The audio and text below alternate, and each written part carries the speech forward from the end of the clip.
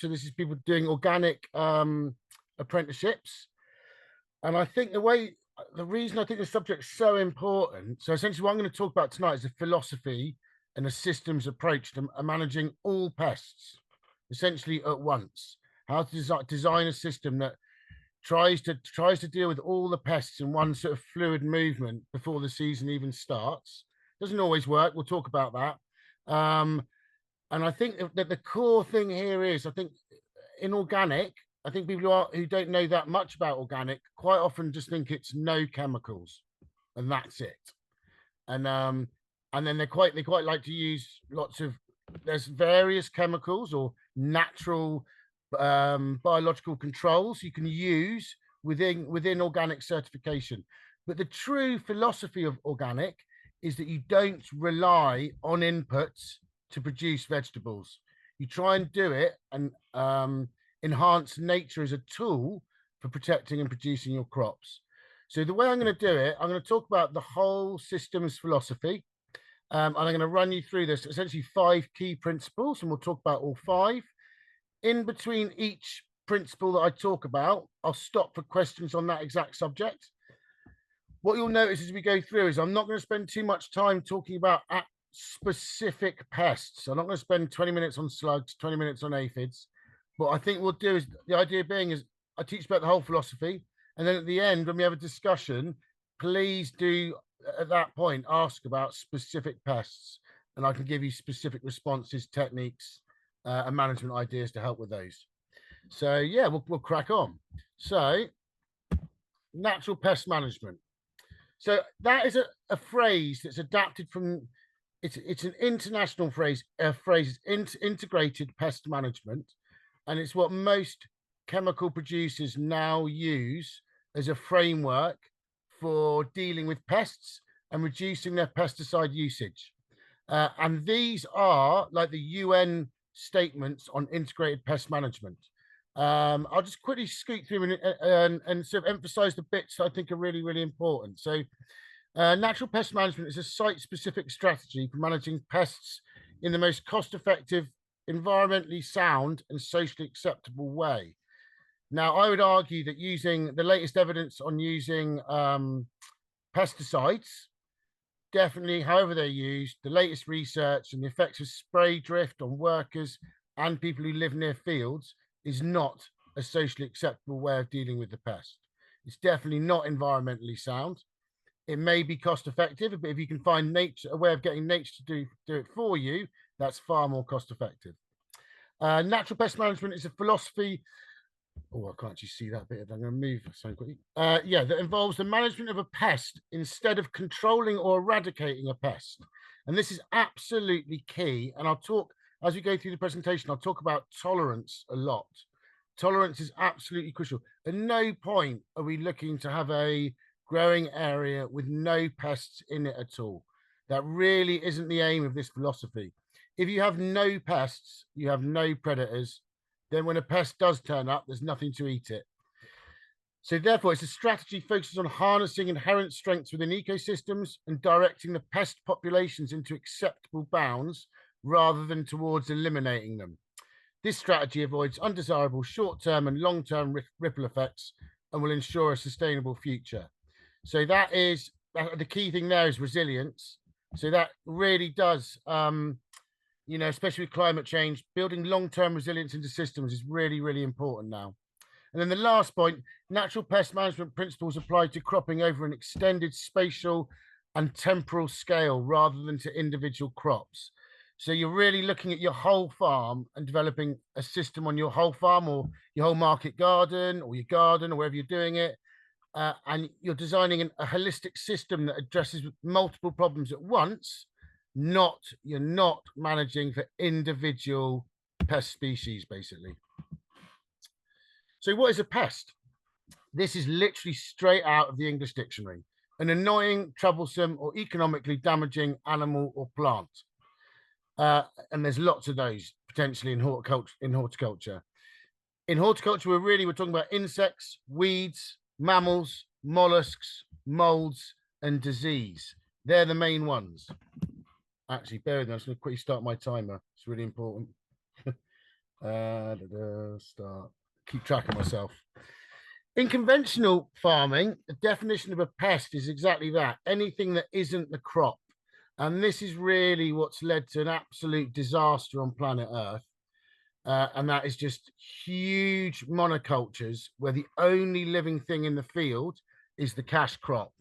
And I know we all spend a lot of time in nice, sustainable, organically managed farms. If you go to a conventional vegetable farm, mainly most of them are in the east of England, it's not that odd to walk into a field where there's 600 iceberg lettuce and nothing else. The only living things in that field will be people and iceberg lettuces, nothing else at all. We're literally trying to achieve the exact opposite in organic veg production. So why is natural pest management important? And I mean, those two phrases say it all, really. 70% drop in world wildlife populations in 50 years. And more specifically in this country, 60% decline in flying insects in the last 20 years. Now, you'll all be knowledged up on ecosystems and environment. And you'll know that this isn't just a charitable thing. They're crucial for human survival and they're crucial for human crop production. That collapse in wildlife and insect numbers is mainly been caused by farming, and that's used by excessive use of agrochemicals, and that's habitat destruction. So it doesn't take a sort of brain surgeon to realize that to the left of that picture and the right of that picture, there are going to be absolutely seismic different populations of living things, basically. And I've myself, and this is the Amazon, this is clearance for livestock in the Amazon, followed by soy. They use beef to clear the land and they grow soya. But it's not limited. You have to imagine most of the farms and the fields that we are growing on have been through the same process just a lot longer ago. I farmed veg in a field where the grandfather of the guy who owned it cleared the land with pigs. And then his son turned it in from a pig farm into a vegetable farm. So that's within 2 generations. It's gone from woodland to a market garden. Now, it's interesting. Oh, come on. Yeah, we'll talk about this is obviously Organic Growers Alliance. People have different views on the word regenerative farming. And I suppose I would describe myself as a regenerative organic farmer. I said, like, organic's not just about not using chemicals. You really need to be turning your market garden into an ecosystem. It really needs to embrace life and have it everywhere. If you boost biodiversity, you will find that reduces the severity of your pest infestations. It becomes a really, really potent, genuinely powerful tool for crop protection. That will give you much higher quality crops and much higher yields. And the last slide's not really for you guys. I give this presentation to chemical farmers as well. But if you're a chemical farmer, it massively cuts your carbon footprint. Pesticides and fungicides are a huge part of carbon footprint in conventional agriculture, especially horticulture. So these are the 6 accepted principles of integrated pest management, but also natural pest management. Principle 1, and it's the most important one, is prevention and suppression. Principle 2 is monitoring what's going on in your system. Principle 3 is decisions based on monitoring and levels of damage. And at that point, which brings you to principle 4, you might decide you do need to make interventions and your natural system is not dealing with the pest in the way you need it to. Principle 5 is trying to reduce those interventions.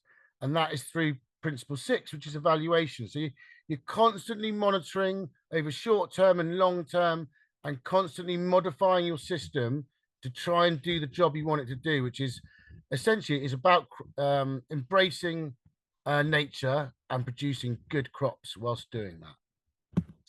So principle 1, like I said, this really, I put 80-90% of my effort into principle 1. It's the most important principle of all, and it's the one where you can have the biggest impact for your efforts. A thriving, diverse ecosystem is a really powerful tool to farmers. It's really important you make time to observe and understand your ecosystem. And I'm talking about not just where your crops are, but the whole field or the whole farm where those crops exist, even the area surrounding that farm. It's very hard, and I always say it's really hard during the day when you're running around harvesting things, weeding things, watering things. late for doing deliveries or trying to beat the rain. It's you notice things, but you don't have time to stop, watch, and learn, and like spend a lot of time watching beetles, watching aphids, watching predators, looking for interactions between wildlife. Um, I find it really helpful for myself. I do that after I've had my dinner when I go out and walk my dog around the farm. That is when I can stop and teach myself through observation and learning, follow beetles, see what they do, spend ages looking at aphid outbreaks, trying to see if there's predators in there, and all that sort of stuff. It's really important to see it, to value that time, and to learn as much as you can about how wildlife and just ecology works on your farms, in your market gardens. Yeah, and give it the emphasis that it deserves, because it's like observation is everything. There's a phrase in when I was a beef farmer, they used to say the most important skill of being a beef farmer is being really good at leaning on a gate, which can be taken as a criticism that beef farmers don't have to do much. But actually, what it's meant to mean is the most important skill of a beef farmer is observing their livestock. So you can notice when they're healthy, whether they're growing right, pick up problems early. It's exactly the same in horticulture. At least a weekly walk around is a really good in-depth one's really important. But if you want to learn, going out and spending time specifically learning about ecosystem, not worrying about the weeds, not worrying about, I don't know, the yields, but actually just looking at the wildlife. It's really important you view the farm as one whole living organism. It's not individual crops or individual bits of the rotation. There is no brick wall between anything on the farm. It all interacts with each other. Be aware of how your farm is interconnected with the landscape around it. Same again, there is no, like, you're not in a biodome. You're not sealed from the outside world. Wildlife does not read the titles and deeds to your land. It moves freely across the countryside, and all of it can impact your land, you know. And it's really important to understand the potential assets and threats that can pose to your production. And the last one, I really think this is the most crucial part of the philosophy, which is nature abhors a vacuum, or nature hates a vacuum. If you create a vacuum, or try to, in your production system, you try and push out life, something will come in. And if you have managed to create a bit of a vacuum, that thing will come in and be unchallenged and take over really, really quickly. Now, that applies to insects. If aphids or cabbage whites come into a field and there's no other insects in that field, they will take over unhindered really, really, really quickly. It's the same with weeds. Some of the most challenging weeds, creeping thistle, cooch, they're both part of their colonizing species. They thrive in bare soil. So if you always weed your crops all the time and never let anything else grow around the cash crop, that will allow cooch grass and thistle to grow unhindered by any competition from other plants. So how do we actually go about preventing and suppressing? We don't, the key thing here is, and I'll keep coming back to it, we don't focus, I don't go, right, how am I going to deal with aphids and just think about aphids. That's not, I try and pack the system with as many things as possible, so there's not space for aphids to take over. So I don't focus on the pest, I focus on everything else. Nature rarely allows one thing to dominate, human interference does. So you need to make space for nature. Nature is based around competition. And it's that competition between all the different insects and all the different plants that keeps everything in balance on the farm. You know, don't let one thing take over, basically. This is the way I see it. These are my own words. So the skill as a sustainable farmer is allow crops to just outcompete their immediate environment, be harvested, and then let nature move back in. And I think that the best way of describing that is weeds. You know, weeds are only a problem early on in crops growth, when they can compete with your cash crop. Once you've got an established crop, like, you know, a cabbage of 12, 14 weeks old and beyond, chickweed has absolutely no threat to that at all. So you don't need to be constantly weeding crops the whole time. And in fact, it's the other way around. That after 12 weeks of a cabbage's life, weeds become an asset, not a problem. And it's a key change in philosophy to production. Allow crops to rely on their own immune systems to thrive. You know, they're tough as anything. This year has shown me how tough vegetable crops are. crops that just look like they were dead in like mid-June are now fantastic, great big crops that I'm harvesting. They're incredibly naturally resilient. They have their own immune systems.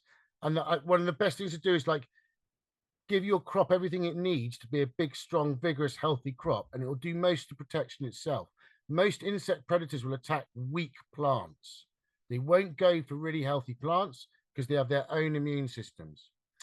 Crops should be part of an ecosystem, not separated from it. So we're not talking around the edges of the market garden. We need this approach we're talking about and habitats, which we'll come on to. They need to be right the way through your market garden, not just around the edge or just in one corner, not just at the doors of your polytunnel, but right inside your polytunnel as well. Pests forced to compete soon stop being pests. They just become another part of the ecosystem. They're just another thing in the garden at that point because there's so few of them. They don't, I admit, there's so few of them. They don't, they're not a problem. You know, having 10, 20 aphids on 40, 50 lettuces is not a problem at all. They'll tend to be on 2 quite sick lettuces, which you won't be able to sell anyway. Give nature space and it will come back quickly. But if you want really, really effective complex ecosystems, it takes time. So for me, the best example of that is we put a big glass house up at this farm in 2020, right in the middle of lockdown. And the very first crops we planted in that glass house, because I'm already into this subject before that, the very first crops we put in the glass house were perennial wildflower strips. Protected cropping is the most vulnerable place for insect damage, and it happens really, really quickly when it does happen. So it's just as important to bring the wild into a glass house as it is into your outdoor cropping areas. And I put such an emphasis on it. It's the first thing I established. I think of it as just as important as the vegetable crops is all of my wildlife habitat. So,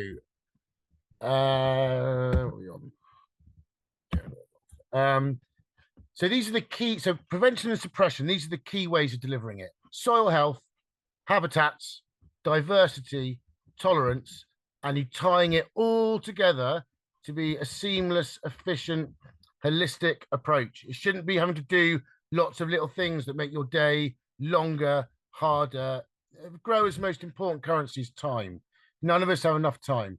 So you don't want to be introducing techniques that require you to do loads of extra things on your working day. And the beauty of natural pest management is actually it's incredibly time efficient and it manages itself most of the time. So soil health. Kate, have they done a soil health? Has someone done soil science?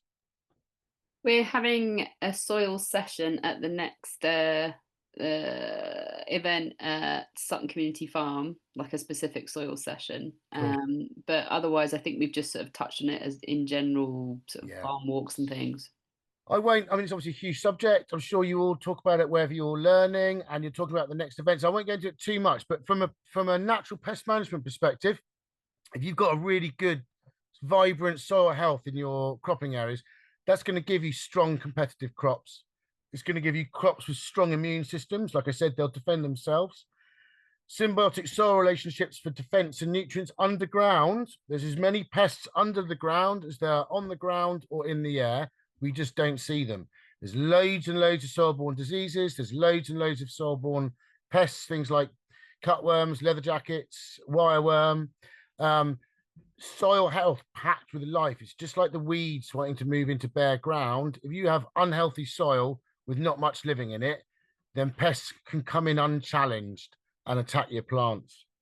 Thriving soil ecosystem will not allow single pests to dominate. And these are the 4 principles of regenerative farming, but they tie in with organic farming.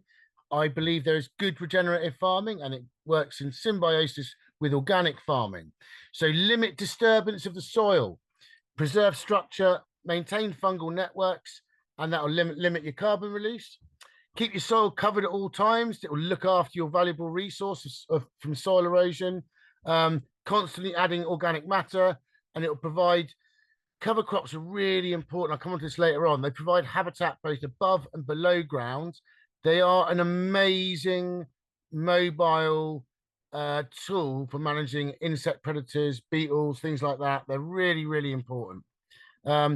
Diversity in all things to do with cropping, diversity is important, but in pest management, a diversity of plants will feed diversity of soil life. Crop rotation is really, really important for disrupting pests. I'll come on to that in a bit. Diverse cover crop mixes will support way more insect populations, especially predators, than cover crop mixes with 1 or 2 species in it. Every insect species will rely on different plants for different parts of its life cycle. So the more diversity of plants you can have in your market garden, and I'm talking way beyond vegetables and fruit, you know, it's really important that vegetables and fruit support a relatively small amount of biodiversity. Wildflowers around vegetables and fruit will support a huge amount of biodiversity. Living roots, obviously really important, symbiosis with soil life, provide crucial defense and nutrient role. Balanced and competitive rooting diversity prevents problem weeds from taking over. So you can outcompete your weeds above ground, but you can also outcompete them underground, especially things like couch grass. Okay, so this is the real meat of the issue. So habitat. You need to focus on habitat building rather than individual species. I get asked all the time, you know, and if you read some permaculture books, they'll tell you about individual flowers for individual insects. And I think that's a flawed approach to this subject. I think you want as many different plants as possible, support as many different insects as possible. Diverse habitats critical. You need perennial habitats, annual habitats, managed habitats, unmanaged habitats, and wildlife corridors. You need to think in 3 dimensions. So you need to be habitats for stuff that lives underground, habitat for stuff that lives on the ground, and habitat for stuff that lives up in the air. You need to bring habitats right in amongst your cropping areas. And this is crucial. You must see the crops themselves as a valid, important habitat. You want to see life on your crops. Customers sometimes don't want to, but that's their problem. We want to have life on our crops to guard our crops for us. Habitats need to support all stages of life. So although we're in the gardens, a lot of the pests come in summer, and that's the time of year we really think about this sort of stuff. It's really important that we also think about where our predator species are going in the winter, during the storms, during the frost, during the snow. And yeah, the habitats, you need to have some 12-month habitats. Can't just be during the growing season. So to focus on habitat building and not individual species, the real key to that, and this is like basic, very basic ecology stuff, it's all about food webs. You want really good food webs, you just focus at the bottom. And luckily for us as horticulturalists, the bottom of most food webs is plants. So in fact, everything I'm going to talk about, I just manage all of my natural pest management is just managed with plants. And that is how I do everything. I manage it with plants. You get the right plants in place and enough diversity, everything follows up the food web from that. So it's not too complicated. You just got to, we're good at plants. We're horticulturalists. So we can just use our best skills to help protect our crops, growing other plants other than vegetables and fruit. So diverse habitats. So undisturbed soil is what we're talking perennial habitats here. If you are a no-dig gardener, your soil is a perennial habitat, and it should be viewed as that. And it's as potent as a woodland or wetland or anything like that. On our farm, we have various perennial habitats. So we have bits of ancient woodland, we have hedgerows, things like that. We've put perennial habitats inside our cropping fields. So we have perennial grass areas. We have trees in our cropping fields. These are never managed, never way. They're never cut. They're not managed like wildflower meadows. We just let them be. So perennial flowers and perennial grasses. We also have wetland areas where we have ponds and lakes, and we've got reed beds quite near the market garden. These are a really, really important area for, you'll all know that frogs, toads, lizards, they're all great slug predators. So wetlands, if you haven't got any wetlands, get them in, put a pond in. They're really, really important. You then have diverse annual habitats. So these are habitats that are there for a short period of time, but while they're there, they're still really, really important. So like I keep saying, your crops are an annual habitat. Disturbed soil. So having said that no dig soil is a perennial habitat, disturbed soil. So when I cultivate soil at this farm, we cultivate, but then quite quickly we stop moving it. And for 8 or 9 months of the year, nothing goes deeper than 5 centimeters into that soil. So in that time, life comes back into that soil and that becomes an important habitat. Cover crops. So we do cover crops everywhere all year long. Some of them are long 2-3 year cover crops. Lots of them can be 6 weeks or 10 weeks long, and that's an important. They can do a lot of good for insect populations in 6 to 8 weeks. The key with them is allowing them to flower, but not set seed. A lot of people cut them as soon as they see a flower. If you look at that picture on the bottom left, that's probably 3 or 4 weeks after beginning of flowering. And I'll probably let that go on for another week, 2 weeks. So we'll let stuff flower for like good 6 weeks before we cut it. A few seeds, a few things going to seed doesn't matter. Seasonal wetlands, we have lots of dew ponds on the farm. They'll be full of water in the winter, the spring, and the autumn, but not in the summer. They are really important breeding areas for things like dragonflies, frogs and toads, especially rely on seasonal wetlands. You then have unmanaged habitats, place you never go, you never do anything to it. So this could be deep in the woodlands around your fields. This could be the outsides of your fields, which you never cut. I mean, hedges might get managed, but quite often the boundaries of your fields near the hedges, you just don't do anything to them. They can become really important, complex, powerful habitats for building up populations. You then have managed habitats. So ones that you as a human, and nature's not looking after these, you're getting involved with these and you are managing them and targeting them in a way specifically to help you with your pest populations, or more importantly, help with your predator populations. So these could be annual wildflower strips, like that picture of the squash there. So we sow that flower strip at the same time as the squash crop. It goes in at exactly the same time, then it flowers. It helps. We don't tend to have pollination problems on squash. The important thing with this is providing insect protection for the squash crops, but also the rest of the crops in the field. We do a lot of agroforestry at the farm. So we have trees underplanted with perennial wildflowers. They are an incredibly potent tool for boosting predator populations. We do manage some of those agroforestry strips. So we'll coppice trees, we'll pick apples, we'll prune apple trees. So that makes them a managed habitat. Cover crops we manage, we plant them, we cut them in sequence around the field. So there's always large areas of them flowering. And then there's wildflower meadows, not in the veg areas, but near the veg areas. And they are sympathetically managed for cutting for hay to allow them to be of maximum use for local insect populations. Wildlife corridors are really, really important. And they go from the macro to the micro scale. So if you look at top left, we're very lucky to live in this country where we have such an amazing resource of established hedges. If you're looking at that picture and you're a fox, you can get from the horizon to the bottom of the picture in a hedge without anyone ever seeing you, jump into the veg field and start eating the rabbits, and it's the hedgerows are often the interconnected thing beyond your farm fence that will bring wildlife to your holding. Once you get to your farm, if you look bottom right, this is a nice example. So once you get to your farm, the hedgerows, and quite often all of us will have a hedgerow around our market gardens. All the things you want in the middle of the field to eat the pests will all be in the hedgerow. There's nothing special. It's just natural British wildlife. Foxes, birds, insects will all be in the hedgerow. The important bit of natural pest management is getting that stuff from the hedgerow right out into the middle of your cropping areas.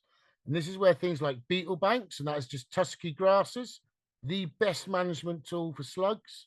It's where all the beetles live, but it's got to be untouched all the time. Don't drive tractors on it. Don't ever walk on it. Just leave it as a wild strip. Wildflower strips, bottom left. So again, that's up the middle of the squash. That'll bring low. We do that through all of our field scale crops.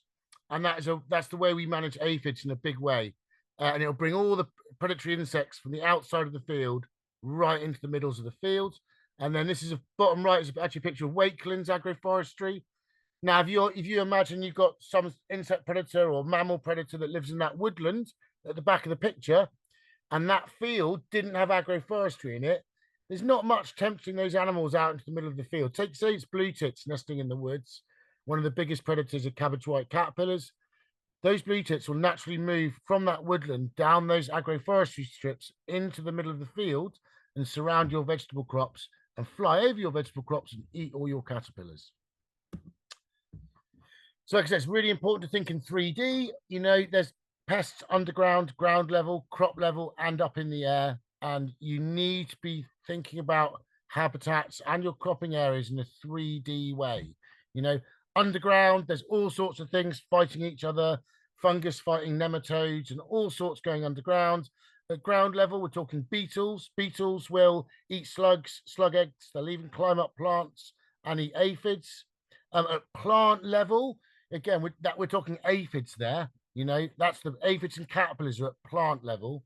So you've got to think about what animals are going to be living all over your crops that are going to eat the caterpillars and eat the aphids. And that's often the larvae of flying predators, which we'll talk about later.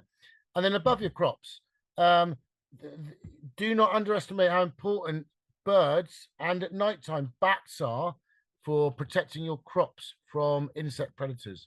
They eat vast amounts of caterpillars and moths if it's bats. So it's really important to trees are a really important part of sustainable pest protection. Bring habit, yeah, and this is I think this is the key bit. This is what that really turns it from being a charitable thing into a competitive approach to protecting your crops. Is bringing habitats right in amongst your cropping areas. So I talked about the wildlife corridors of beetle banks, wildflower strips, and agroforestry. There's other quick wins. So remember, I don't want to be adding too much time on my day to deal with pests. So although I do grow a diversity of crops, non-cash crops to support insects like the wildflower strips, like the agroforestry strips, there's some quick wins. And top right, this is a really good example. This was taught to me by Pete Dollimore. It's a brilliant, really simple trick that works amazingly. So almost all of us will grow rocket and oriental salad leaf through the winter, this winter. One of the biggest pressures for aphids in polytunnels and glass houses is in the spring. The predators that eat aphids are essentially hoverflies, lacewings, ladybirds, parasitoid wasps. They are the really important predators. They all love eating pollen, the adults that fly around. Getting hold of pollen in February and March from nature is very, very difficult.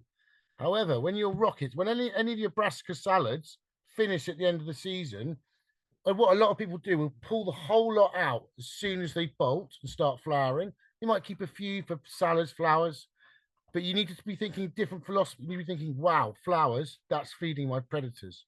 So what we always do is the beginning, the middle, and the end of every bed that's got oriental salad or rocket in it, we just leave 4 or 5 plants and we pull everything else out, and then we'll plant our cash crop in between those tiny little areas of brassicas flowering, but they immediately start feeding adult predators. And we, you know, because there's so little else around flowering, you can see them really, really quickly. And that's what's going to guard your early crops from aphids. Undersowing crops. So yeah, you don't have to wait. You know, it doesn't have to be habitat plants over there, cash crop plants over here. They can interact. You know, undersowing crops with green manures is becoming more and more common.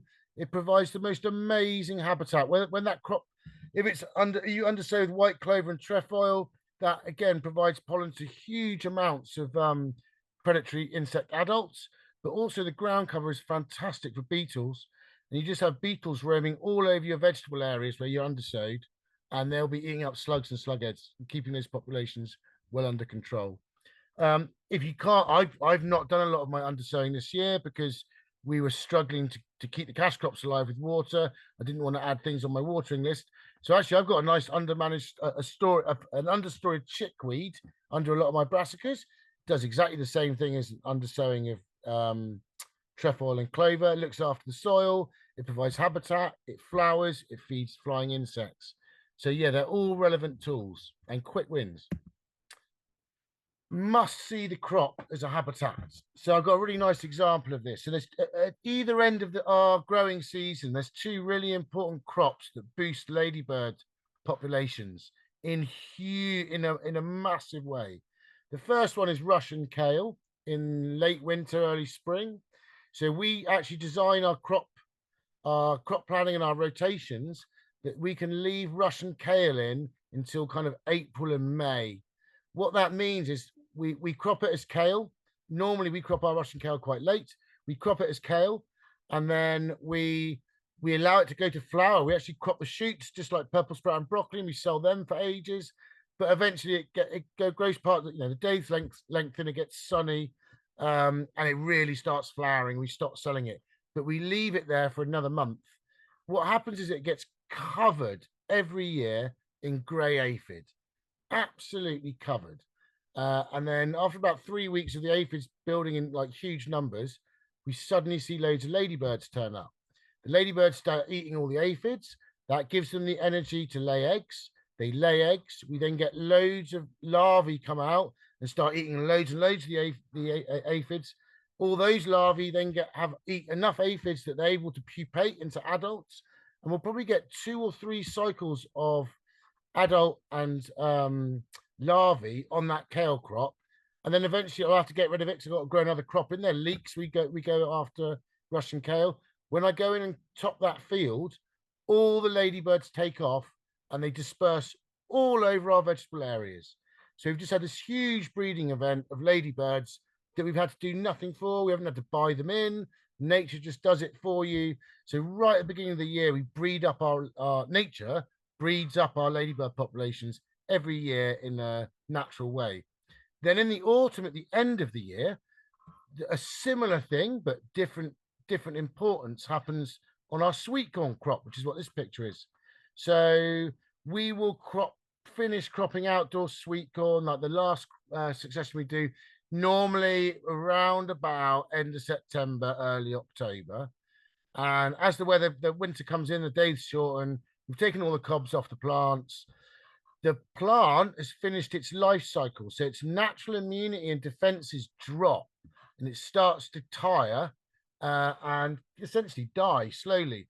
Before it's died, loads and loads of black fly come in, and they cover loads of the sweet corn. That's aphids, and we get the same thing again just before. Normally, the ladybirds, when the bad weather comes, will go to the woodland and find the hedges, find the woodlands, and go and tuck up in sort of trash on the ground or in the bark of trees or the nooks between branches, and they'll overwinter there, and they'll come back out the following season and start breeding again.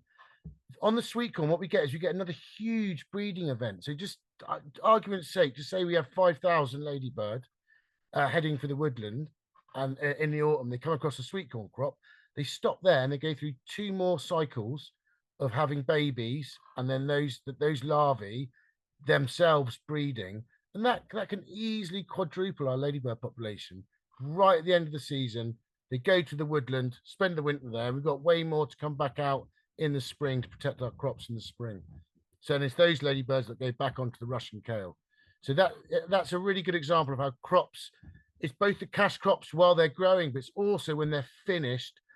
And you should give it enough emphasis that you actually build it into your crop plan and make space to leave crops to become a habitat for a short while after you've stopped earning money off them. I said this earlier, like habitats must support all stages of life cycle. So we're not just talking about the pretty stages where they're flying around, looking nice and photogenic and flying around like lacewings. You got to think about the pupa stages, the egg stages. Wild flower strips are really important for pollen during the growing season. The adults feed on the pollen, but they're really important in the winter. They're covered in seed heads in the winter. That brings all the songbirds into your cropping areas, and they are a key predator type. Also in the dead stems, that's where a lot of larvae and pupa, if they overwinter as pupa or larvae, they will do that inside dead stems, dried plants, trash on the ground. So you like undisturbed, don't tidy things up. It's that age-old saying, just don't tidy your garden up before winter. It's the worst thing you can do. Bottom left, that is a hoverfly pupa. Right now, it's probably not. We've still got a few aphids around. In about a month's time, when we're harvesting Savoy cabbage, they're absolutely covered in these. And this is the end result of the hoverfly larvae eating all the aphids that get onto our Savoys at this time of year. The end result is they all, like the ladybirds on the sweet corn, they all breed up their populations before winter, and then this is how they overwinter.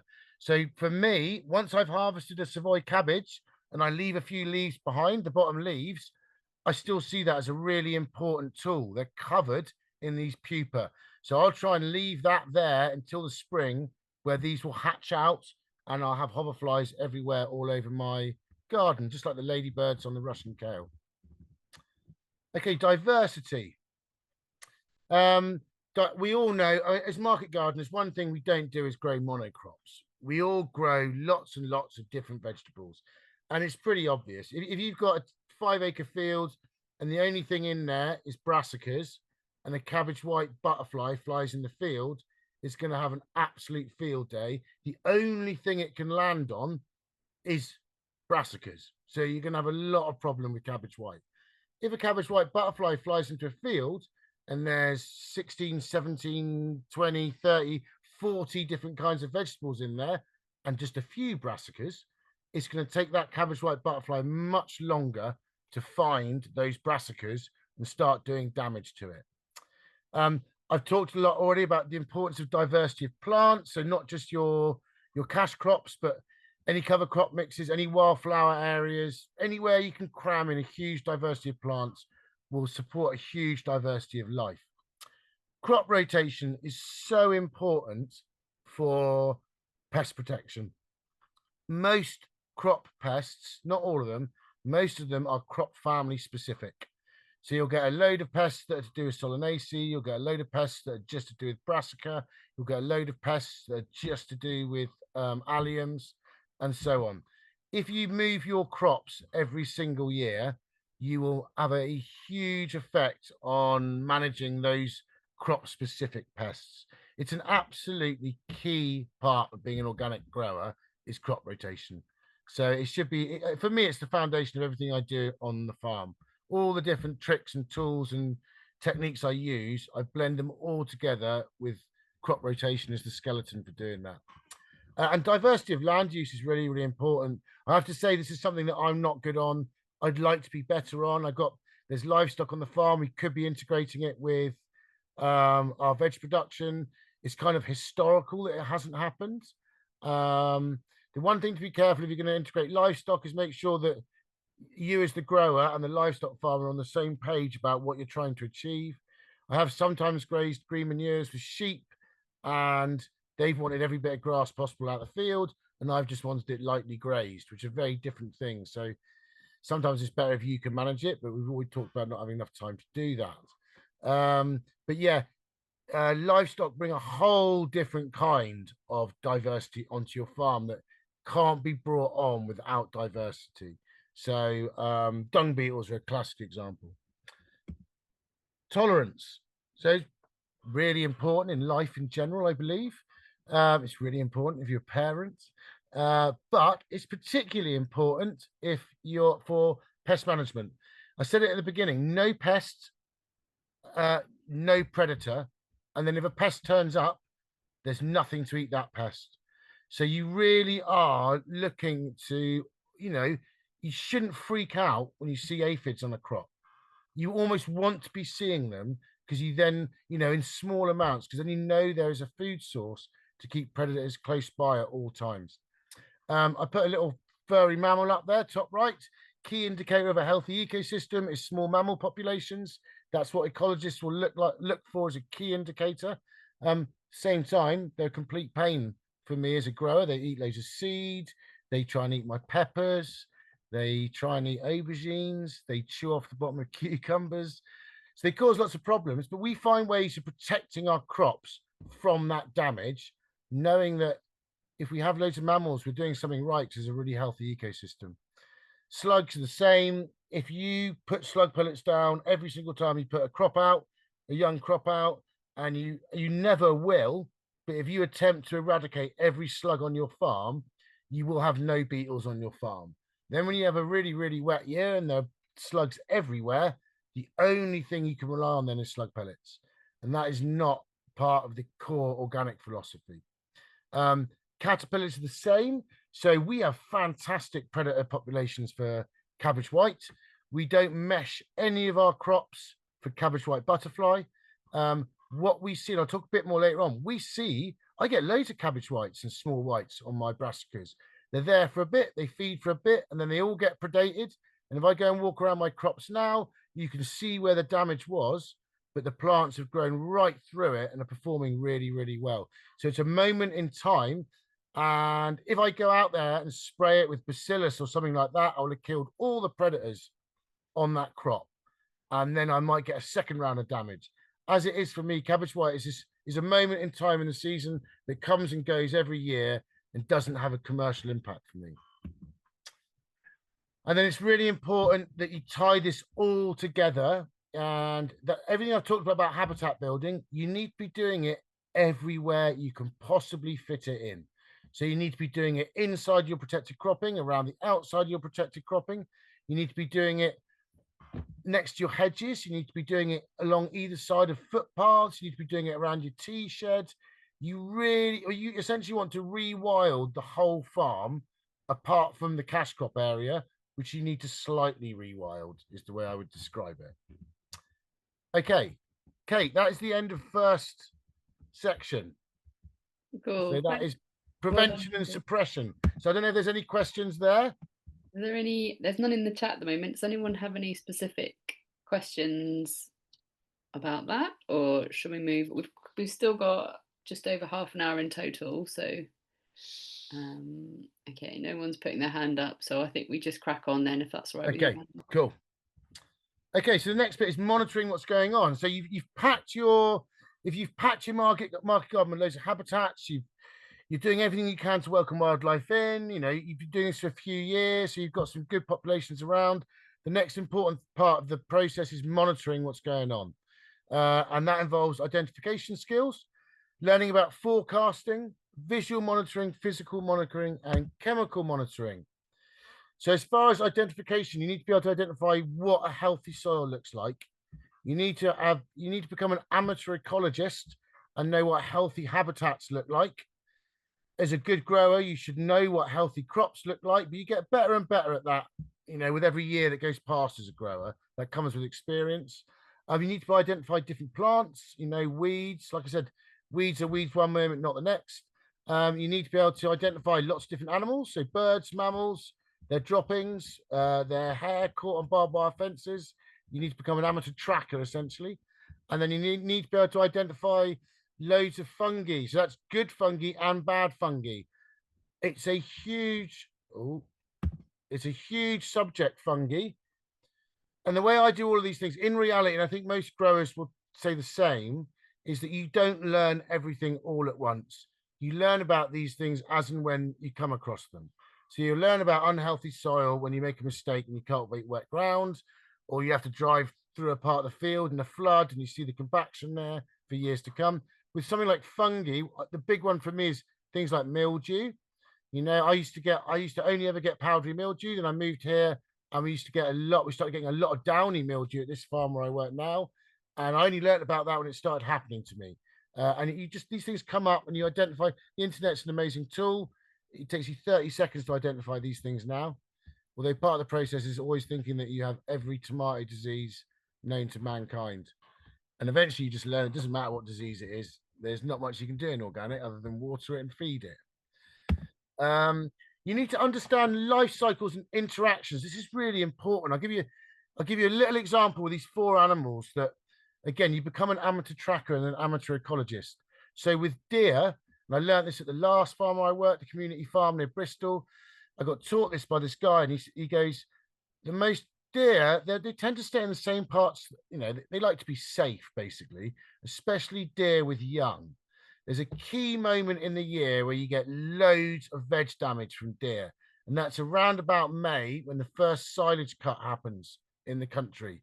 So if you're a livestock farmer, you let your grass grow and grow and grow and grow and grow. Sometime around about the end of May, beginning of June, you'll get the first really nice sunny weekend of the year or sunny week of the year.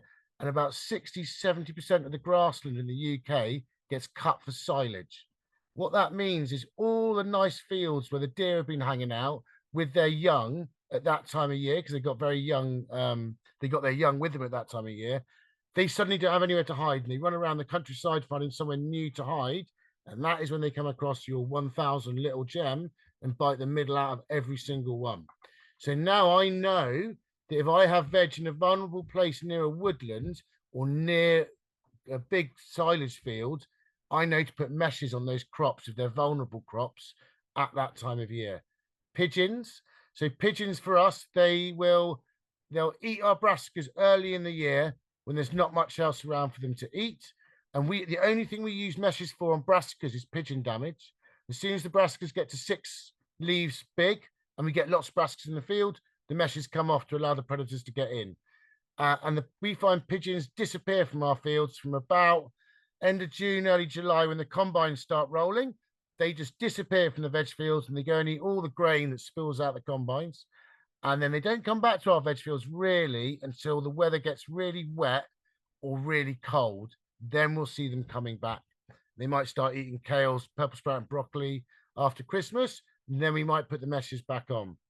Badgers, there's only one problem with badgers, and that is they love sweet corn.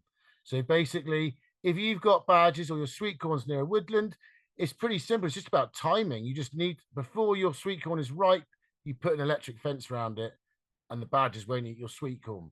And I kind of touched on mammals. We really struggle with, at this time of year, with direct drilling coriander in our polytunnels and in the spring. So we just change our technique. So rather than direct drilling it, we raise it in blocks, and we find the mice, they might nibble a few, but they'll eat every single seed if we put it out as direct drill. Same with drilling beetroot, same with drilling leaf beet and chard for us. They love chenopod seed as well. So we just change our techniques. So these are the crucial insect predators, especially for aphids for me. So I was going to quickly just you might know this, but I'll just touch on this quickly. So ladybird adults will eat aphids, but ladybird larvae eat about 10 times the amount of aphids. So what you'll get is ladybird adults will turn up and they'll start eating the aphids. When they've eaten lots and they've got a lot of energy, they'll lay a load of eggs. Top right, those eggs will hatch out into larvae, which is the one that doesn't look like a ladybird in the big picture. And then top left, that's a ladybird pupa.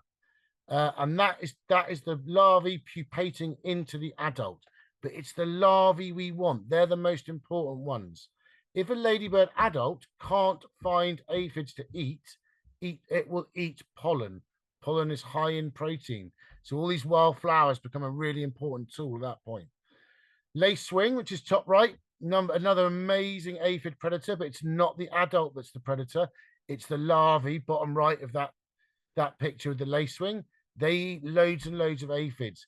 Lacewing adults only eat pollen. That's all they eat. They don't eat aphids, just their young. Bottom left is hoverflies. So they're really important. That's a collective noun. There's loads and loads of different kinds of hoverflies, but the adults don't eat aphids. They just eat pollen. It's the larvae, which is bottom left. That's what eats aphids. Again, a fierce predator of aphids. Then I think the biggest, the largest, most hidden, secret, and most effective insect predator on our farm definitely is parasitoid wasps. So parasitic wasps. Again, collective noun. There's loads and loads of different ones. They will eat aphids and they will eat caterpillars. They don't eat them. The flying adults pierce those pests and they lay eggs inside them. And then the pupa inside will eat the caterpillars or the aphids from the inside out and hatch out. But they do amazing job. That's what clears most of the caterpillars of our cabbage whites is hoverflies. We then have forecasting. So again, this is understanding life cycles of pests. And this literally, the best example of this is carrots. So this will define when we drill carrots, define when we put meshes on carrots, when we don't put meshes on carrots. And that is when you have these flight times of pests. You can find these exist for all pests. It's really important to understand the full life cycles of carrot fly, aphids, wireworm. You know, if you've got wireworm problems, there's times a year when wireworm are not very active and they go low in the soil profile. So if you can understand their life cycles, you know, as soon as you get a pest problem, look up its life cycle. Leather jackets all hatch out in May and fly off. So if you have problems with leather jackets eating your brassicas, don't plant them in that place until after May and you won't get any leather jacket problems. Really important. A lot of solutions to pests are just about timing at the right point in the pest life cycle. There's always a delay between pest and predator arrival. So when you have pests and you start looking for the predator, hold your nerve. This is that tolerance bit. You know, we'll get black fly on our broad beans every year, and I could go out there and spray them with something if I wanted to. But we know that if we just hold our nerve, within about 4 or 5 days, we'll start to see ladybirds turning up, and they'll then lay eggs, and then the larvae will clean all the aphids off the broad beans. Weather patterns are really important. We're all obsessed with the weather, look at it all day long, but they have a massive impact on pests. First, really hot, dry summer weekend of the spring, summer will trigger massive flea beetle population increases. Really humid, hot weather is blight weather. These are all things you just, now when the weather changes, I'm like, oh, that's blight weather, or oh, that is flea beetle weather, which was all summer this year. And a good place to learn about all this stuff is AHDB. So they do a lot of chemical stuff, but they have a lot of stuff on their websites about life cycles, about forecasting, about the weather patterns that will trigger pest behavior. It's a great, great learning resource. Okay, so visual monitoring. I said about how important observation was, you know, just for beef farmers, but for veg farmers as well. Crop walking is really, really important. Like, you know, and do a lot of it, especially in the spring. In fact, it's important at all times of year. And when you're walking around, you're obviously looking for pests and damage, but the key indicator from a distance, because like, you know, I've got 15 acres of veg. I cannot look at every single plant once a week. It's impossible. What I look for if I'm walking through a big field of brassicas is I'm looking at crop vigor, and you'll just spot a plant from 10 or 15 meters away that doesn't look as vigorous as everything else. So top right, that's a Brussels sprout plant, and that slight discoloration, that slight purpley tinge, I'll see that from 10 meters away, and that I know that plant has aphids in it. So I'll go up and I'll walk straight to that plant and look. And I used to look at it and go, oh no, aphids. Now I go over there, I go, right, aphids. I'm immediately assessing that area to see if there are predators on that aphid outbreak. And then I'll come back to that plant maybe every other day for a few days just to see. And like now, with everything we put in place, we always find predators, and the aphids never get out of control. Beware when you're going around. It's really, I mean, meshes are double-edged, aren't they? Like, out of sight, out of mind. Weeds can get away really badly under a mesh. So can pest damage. It's not that tempting. It's definitely for me on an evening dog walk to take off a huge mesh off, you know, a 4-bed mesh that's 100 meters long. I'm not going to take it all off just to look at all the plants, but you have to make time where you do that. A really good time to do that is if you're doing weeding exercises. Take it off, have a really good look for pests, and then do your weeding exercises. And then you're looking for, what are you looking for? You're looking for both when you're monitoring, you're looking for the pests themselves, and often that's not actually the caterpillar. It'll be caterpillar frass or caterpillar poo. If something is nibbling the end of your brassica field, you might be looking for footprints, see if it's deer, see if it's rabbits. That cabbage riddled with slug damage, we all kind of know what slug damage looks like. But it's another problem. The garlic there, that's white rot.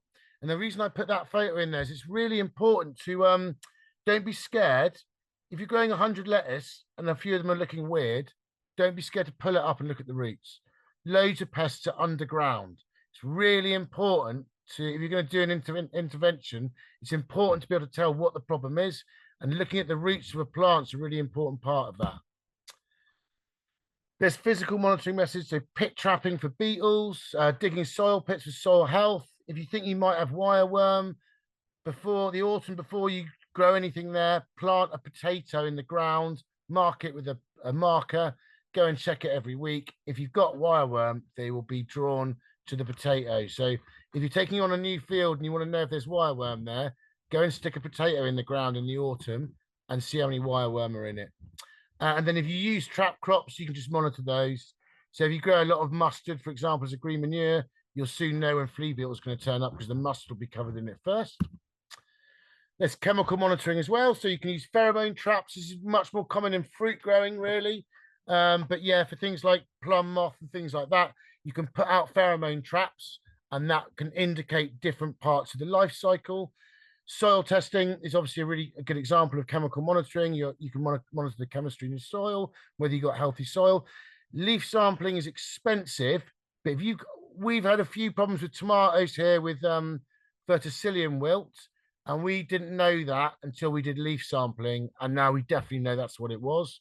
And a lot of soil and fertility issues can often be caused by pH, not by diseases, but they may present as diseases or they may present as nutrient deficiency. It's always worth regularly testing your pH.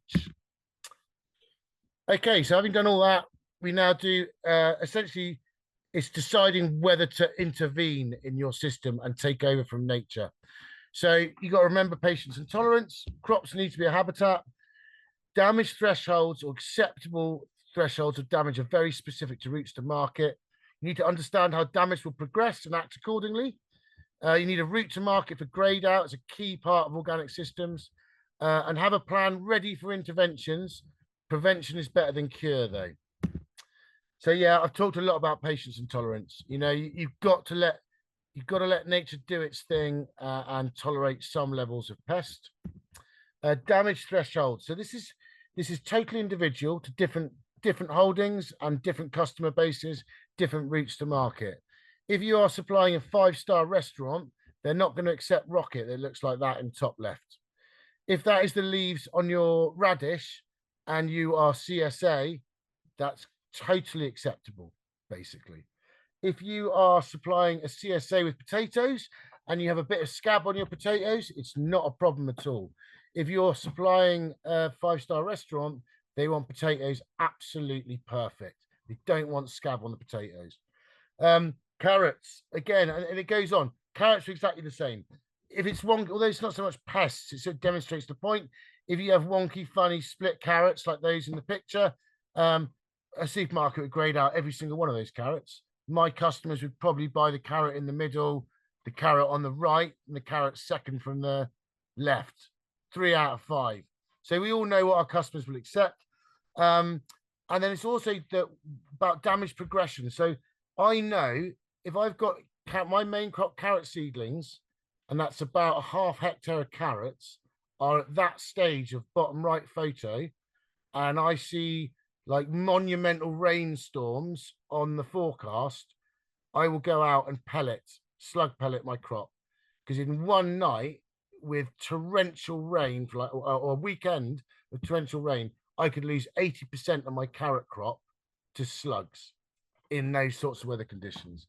So it's understanding when you need to make those interventions. Understanding how damage will progress.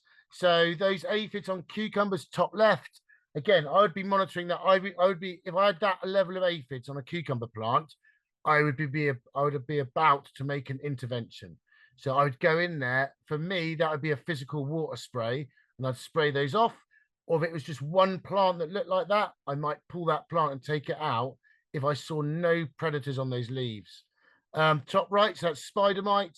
So again, we actually get spider mite every single year here. So that's in my crop plan. We release biocontrol, so Phytocelis persimilis. We release that either beginning of June, beginning of July. If it's a really, really hot, long season like this year, we do beginning of June, beginning of July, beginning of August. That's an endemic pest for us. It comes every single year. So I don't wait to see it. I know it's going to turn up every year. So I've got a plan ready to go for it. I talked about carrots and slug damage and caterpillars. I kind of touched on that as well. You know, we'll get caterpillars normally on the weak plants. They might devastate a weak plant and not spread to the ones either side of it. But we just monitor that. And I find in the space of about 6 to 8 weeks, we'll start seeing predated caterpillars from parasitic wasps. Route to market for grade out. And then this is different for everybody. This might be making your own stuff into value added. So sticking loads of grade out veg into freezers, or once every few weeks making loads of chutney, chili sauces, tomato sauces, whatever it is. We're a bigger operation here. So we got a cafe on site. We got dairy processing on site. My wife takes grade out soft fruit and flavors yogurts with it, which she makes. The cafe serves grade out veg.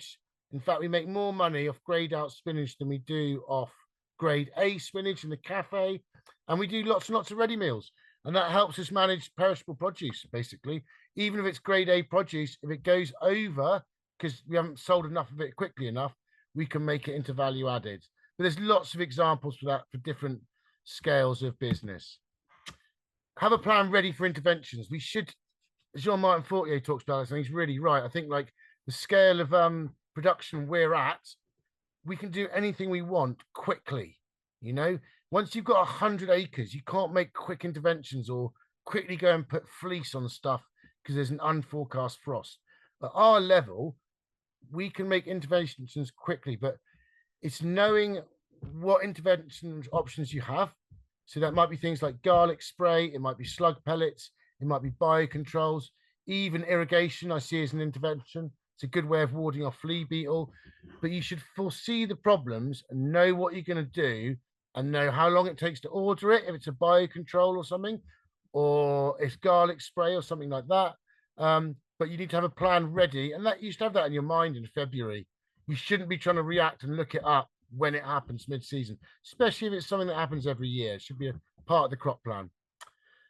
There's physical interventions. So for me, slugs, if we start getting slug damage, the first thing we do is we give everything a really good hoe. Slug trails are a homing device for slugs. So they will go back to the same lettuce they were eating last night, and they follow the trail back to it to save energy, so they don't have to look for lettuces. So if you regularly hoe around plants that are getting slug attacked, it'll slow them down massively, expose eggs, allow them to be predated. Irrigation, it does a number of things. Irrigation can physically knock pests off of crops if it's sprinklers or boom irrigation. Good irrigation makes your crops vigorous and healthy and helps them to defend themselves. Flea beetle is a really good defense against flea beetle, is keeping crops really, really well watered. And also time of day that you're irrigating. If you irrigate early in the morning and it's the surface of the soil is dry by the evening, that's a massive help against slugs. Wet soil going into the night is one of the biggest problems for slugs. Well, helps for slugs, problems for growers. Meshes. So there are physical interventions. I talked about how we mesh brassicas for pigeons, but the big thing we mesh every single year is carrots. There are predators of carrot fly, but there are not enough of them to control them at a commercial level. So we drill our carrots, we hand weed our carrots, and then we put meshes on them, and the meshes stay on for the rest of the season. And there's physical removal. So with black fly on cucumbers, on spinach beet, sometimes on broad beans, if it's small numbers, we just spray them off or pinch them off with our fingers. On broad beans, we always pinch out the tops after we've got 5 trusses of flowers. It's the soft, sappy growth at the top of plants that the aphids are after. Biological interventions. So you get biological controls, all sorts of different problems. They definitely help with things like aphids. If you're going to buy biological controls for aphids, you don't want to be buying them every year. They're really, really expensive. So make sure you've got a habitat that you can naturalize those predators into. So they can do the job when you buy them in, but then they can just keep living there and breed, and you don't have to keep buying them in. I personally don't think nematodes for slugs works. We've tried them a few times. We've never, ever had successful effect from them. I don't know anyone who has commercially, if I'm honest. But I'd love to hear from someone if they did. Compost teas, not my area of expertise, but people use them for crop protection, stimulate the immune system of plants. But we use buckwheat and we use mustard to disrupt the life cycles of wireworm. So we do 3-year fertility lays before we grow potatoes. We have grasses in those lays. So there's a risk of wireworm, but we always do a summer of buckwheat and mustard before we grow potatoes. And we find that keeps our wireworm under control. And we use garlic spray on lots of things. So especially beetroot. Every year now we garlic spray our beetroot, and it wards off downy mildew really, really well. We're not going to talk about that because we're organic farmers. So there are no chemical interventions for organic farmers. So last couple of slides. So if when you are making physical interventions, you've got to ask what's gone wrong with your natural system. And it might be nothing. It might just be really intense weather. So this year, everything you could do, flea beetle was the worst anyone's ever experienced because it was the hottest, driest summer everyone's ever experienced. But I am now already thinking about what can I do to modify my system. I don't think we got any losses to flea beetle, but it definitely knocks some crops back brassicas that are a bit behind where they should be now. But yeah, you want to reduce interventions, you need a really good plan. The interventions need to be really well timed, they need to be really well targeted, and you need to be monitoring. It's not just like they worked or they didn't work. It's like, how well did they work? How could I make that intervention more effective next time? And then evaluating this whole sort of systems approach, you need to evaluate over a long time period. You're talking over the cycle of a rotation, if not longer. You're always modifying. It takes time for things to take effect. Generally, the example of it is working is long-term resilience. You still get pests, but you don't get pests that cause commercial losses. And I've been applying this approach for 10 years at the farm I'm at now.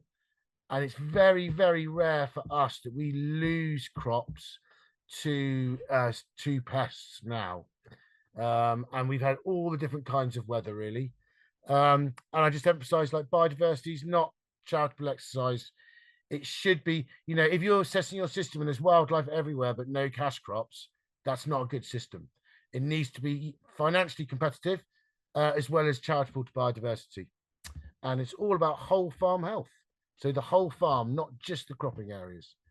And that is me finished, Kate. Oh, well done, Andy. 1 hour, 6 minutes, 6 minutes over. Very good. Very good.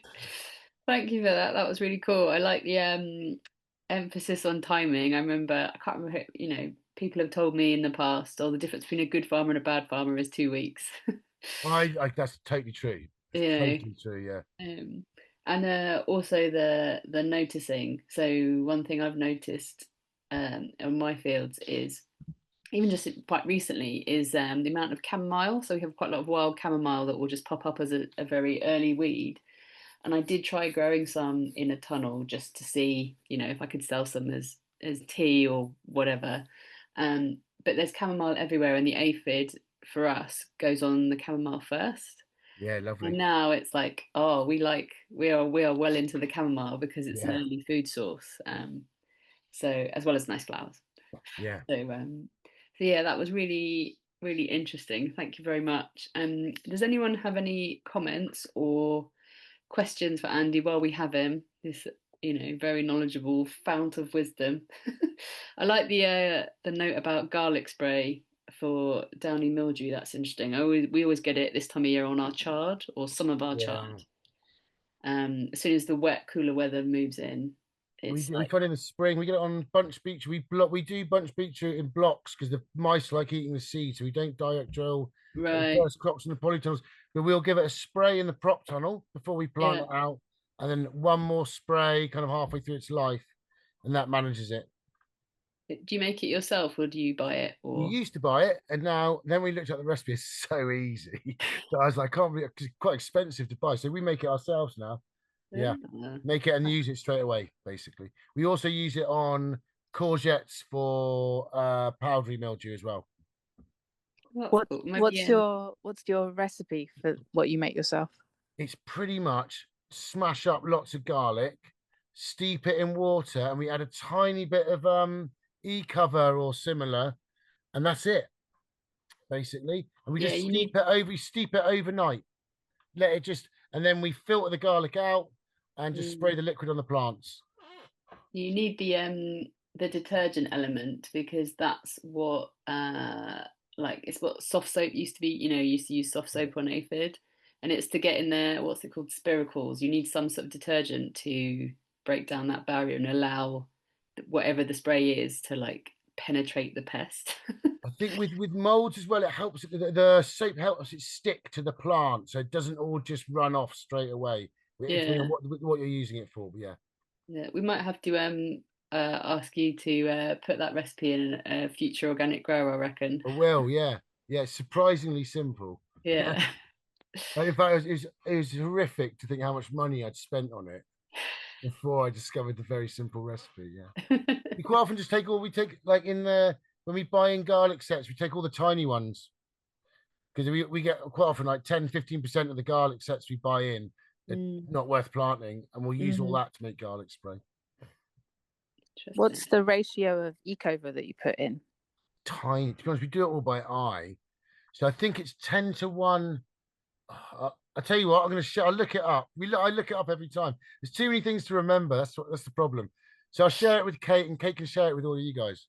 Yeah, cool. You'll hear it here Thank first you. before it makes it into the organic grower. Thanks, Emmy. Any more questions or thoughts from anybody? I think we've lost a couple, possibly due to time, possibly due to internet connections. But yeah, if there's any thoughts, please just butt in or write. Or if not, if people are like, you can share my email address with everyone, Kate. If stuff comes up, as you think about, you go about your week, you do your work. If stuff comes up, or if there's particular pest problems you've had this season, please feel free to drop. What did you do with spider mite again? You did say, but I missed it a bit. So spider mite, we use Phytosulus persimilis. So that's a biocontrol. And we release that because we have it basically it overwinters in the metal work in polytunnels and in glass houses. So it'll overwinter in the framework. You never get, once you've got it, you don't get rid of it. It comes back every single year. What we find is it's in a hot year, it's really, really bad. In a rainy year, you hardly notice it. In the hot years, so if it's a very, very hot, dry summer like we've just had, we'll buy it in and release it beginning of June, beginning of July, and the beginning of August. And we'll put it on tomatoes, aubergines, cucumbers, climbing beans. I'm trying to think what else. Oh, we have squash inside. We put it on squash, early crops of cheeky curry. Yeah, and we'll do in an average year 2 releases, normally June and July, beginning of, and in a wet year we might get. I'm a bit nervous to do none at all. So even in a wet year, I tend to always do the beginning of June release. And the way they work is they eat lots and lots of the spider mite, and then they eat each other. So you end up with nothing. I love that because it always makes you think that you must end up with one massive one left at the end. I don't know. We never see that one. Very lonely one. Yeah, lonely but not hungry. Thanks, Andy. Can you just say the name of it again? Phytosulus. It's a funny spelling. So it's Phyto, and then it's SEULIS. So it's all one word, Phytosulus. And then the second word is persimilis, and that is PER. And I think it's SIMILIS. And the company we use is Agralan. So it's AGRALAN. And they're quite near us, but they're lots of growers use them. They supply nationally, and they've been doing it for years and years and years. They're quite a nice little company. If you don't believe in big multinational chemical companies, Agralan is like a cottage industry. So they're great. And where are they? They're South Gloucestershire. Thank you. I think it is another type of mite. So it's so that's what you're buying in basically, is another type of mite that eats this one. Thanks both. Are there any more immediate thoughts? So this is the sort of thing where afterwards you go, oh, I should have asked. Yeah, if you have any afterwards and you go, oh, I should have asked that, share my email, Kate, and I'm more than happy to answer any questions, not just pest questions. Just fire me emails. I love sharing knowledge, so go for it. Thanks, Andy, and thank you very much, everybody. We should probably let you go because it is past.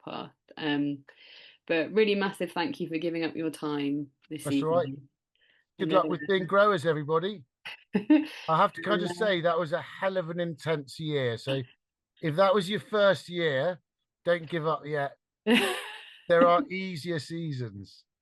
There's also wetter years, actually. So yeah. Yeah, I mean, I feel like this year was a better year than last year to be Yeah. if it is your first year. So Yeah. Thank I you hope so to meet much. you all. I hope to meet you all at different places, different farms, different events. So yeah, good luck with being growers. Thanks, Andy, and we'll hopefully see some of you at least at the next event, which will be Sutton Community Farm for the soil session on the 6th. But I'll send reminders about that near the time. So cool. I shall stop recording. I shall share it. Any other questions? Let me know. Let Andy know, and we'll see you all soon.